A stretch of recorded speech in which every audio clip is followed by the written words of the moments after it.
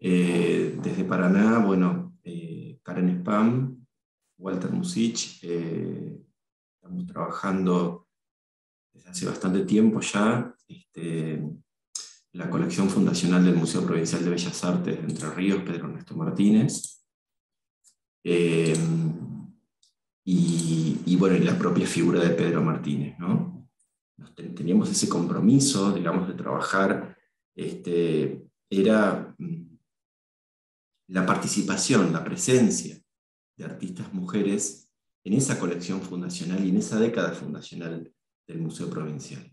Bien, en primer momento era importante pensar, y sobre todo porque bueno, la ausencia de la historiografía en las provincias, o por lo menos cuando nos alejamos de los centros, es decir, bueno, cuál es el contexto de fundación de esta institución, y por eso, bueno, compartíamos esta imagen en su segundo año de vida del museo, y esto que ha sido explorado en la primera etapa, es decir,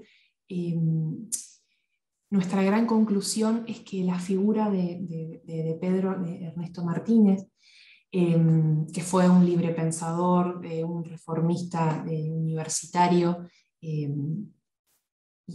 un abogado de la ciudad de Paraná, tuvo un rol clave en la apertura y en la gestión de la institución, y sobre todo movilizando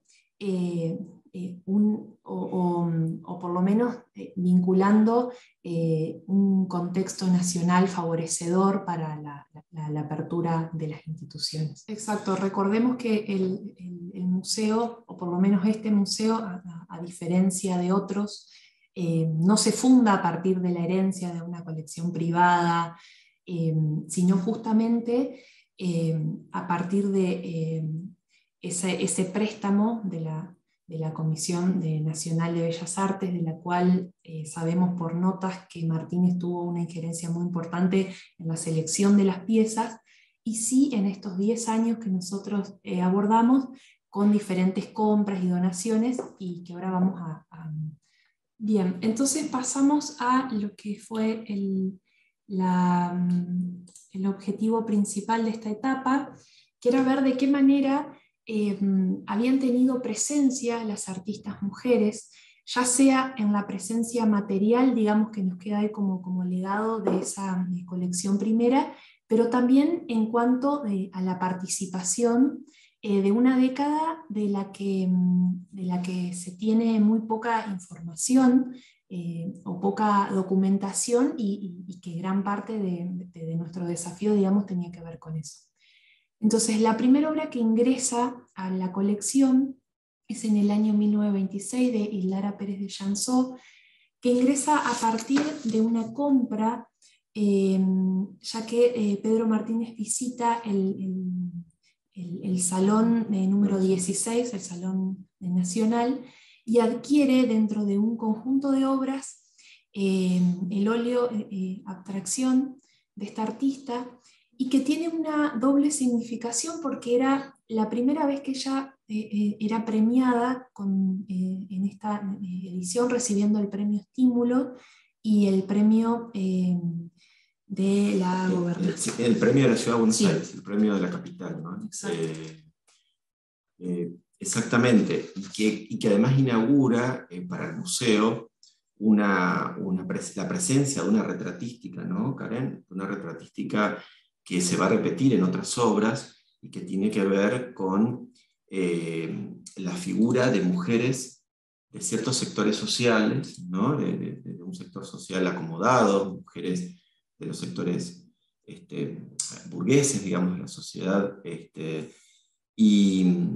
y con, bueno, con las características propias en cuanto a la presentación de estas mujeres, que eran en parte quienes encargaban las obras a las artistas del periodo. Y por otro lado, también una retratística que no se centra en una cuestión descriptiva, sino trata de apelar a través de la figura a una dimensión de lo emotivo, ¿no? Una dimensión precisamente de lo subjetivo, de lo abstracto, ¿no?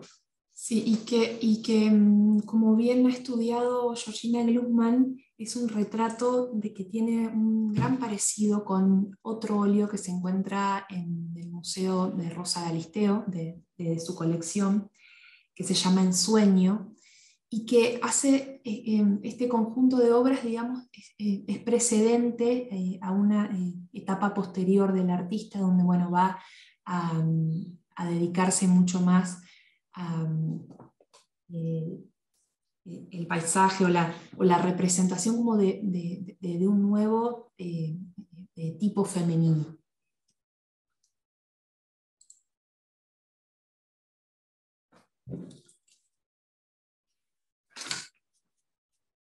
Bueno, luego tenemos dos obras que ingresan al museo, adquiridas por el museo en 1927. Exacto. También en el marco de compras, digamos, efectuadas en los salones, digamos. En los salones nacionales, ¿no? Exacto. Y en este caso, un trabajo de Adela Rabuffi, Don Dionisio, que no tiene fecha el trabajo, y el otro, bueno, de la reconocida artista Emilia Bertollet, y una obra muy característica, digamos, en una paleta y en una resolución muy característica de los retratos de Emilia Bertollet, adolescente. Bueno, lo interesante del trabajo de Salanzón, bueno, independientemente de su valoración, digamos, a nivel internacional, es que es también una retratística distinta. Ella Exacto. plantea, aunque desde un lenguaje más academicista, plantea a las mujeres pescadoras, a las mujeres trabajadoras pescadoras del sur de Francia, ¿no? Un lugar donde ella decide residir y trabajar. Sí, y tomamos este detalle sobre todo para poder observar la maestría, digamos, de su ejecución. Recordemos que ella estudió en la Academia Julian de París con Bouguereau y fue compañera de Camille Claudel, bueno, una academicista, y sus obras fueron también muy reproducidas a finales del siglo XIX, sobre todo en esta tipificación de la mujer trabajadora y campesina, ¿sí? Por ejemplo, o sea, por supuesto, como decía Walter, ¿no? En este tinte romántico, ¿no? Pero que las diferencia de los otros retratos que vamos a ver y que ya vimos, donde la figura representada es una mujer burguesa. Bueno, y la importancia, como decíamos, y no vamos a profundizar en esta instancia, en esta presentación sobre el Salón del 30, pero sí decir, tenemos aquí la nómina de las artistas que participaron del Salón del 30 y el catálogo, ¿no? La portada del catálogo del Salón, el cual contiene reproducción de algunas de las obras de artistas mujeres, de otras no. Y en esa nómina uno puede descubrir los nombres de artistas que estaban y que presentaban, digamos, de alguna manera como un escenario que se da en todo el país, digamos, y que en todo caso este salón viene a reforzar, ¿no? Ese escenario de tensión y de debate, digamos, de las estéticas, ¿no? Entre la tradición y la renovación, digamos, ¿no? Entre las estéticas más academicistas y las estéticas más modernas, de la nueva modernidad en el arte, ¿no? Entonces, bueno, nos parece un interesante escenario, una interesante galería este salón, además de haber sido un salón que posicionó al museo, que posicionó también a la ciudad, ¿no? En un calendario de salones a nivel nacional. Bien, y entonces repasamos un total de 37 participantes mujeres sobre un total de 210 expositores. Y estas mujeres, si bien tuvieron repercusión en la prensa local, fueron reproducidas las obras exhibidas, no se las tuvo en cuenta para los jurados ni tampoco en las premiaciones. Sí, algo que por otro lado era algo común, digamos, en la época, ¿no? Es decir, el hecho de no participar en las instancias de jurados y tener muy pocos premios, ¿no? Pero sí, como decía Karen, en la prensa local tuvieron su espacio y algunas de las obras expuestas en el salón, algunas de ellas de artistas mujeres, fueron reproducidas en los periódicos locales. Y en un ensayo de crítica también del periodismo local, ¿no? Donde tampoco se escapa a digamos, los criterios y las valoraciones propias de la época, ¿no? Como esto de decir, bueno, la paleta femenina, ¿no? Las temáticas propias de las artistas mujeres, que siempre quedaban como circunscriptas, según la valoración de la crítica, decimos, ¿no? A las escenas de maternidad, ¿no? A las escenas de amor fraternal, digamos, de madre e hijo, ¿no? O con el tono emotivo, ¿no? Por contraposición a aquellas otras figuraciones donde se quedaba en claro una paleta masculina, ¿no? Vigor, rigurosidad, ¿no? Que eran atribuidos más al trabajo de los artistas varones. Bien, y acá tenemos entonces una obra que participó en el salón, pero que no fue adquirida por la institución, que recordemos, el museo adquiere 20 obras de las exhibidas, no adquiere ninguna de artista mujer, pero sí su director adquiere este retrato que posteriormente es donado en el conjunto, digamos, de su pinacoteca personal. Y entonces llegamos al año 1932, del que sabemos por un informe que ha conservado el Museo Nacional, donde Pedro Martínez informa de una serie de actividades y que son muy importantes para el panorama local, como por ejemplo la fundación de la Escuela de Bellas Artes, que hoy es nuestra Facultad de Artes, perteneciente a la universidad, diversas muestras en la Biblioteca Popular de la ciudad y sobre todo en el museo, donde contamos con la exposición individual de Lola Nucífora, donde se adquiere la obra que vemos a la izquierda, un encausto sobre cemento, una técnica novedosa y de la que esta artista fue pionera en el país, luego de conocer y realizar estudios en Italia. Sí, perdón.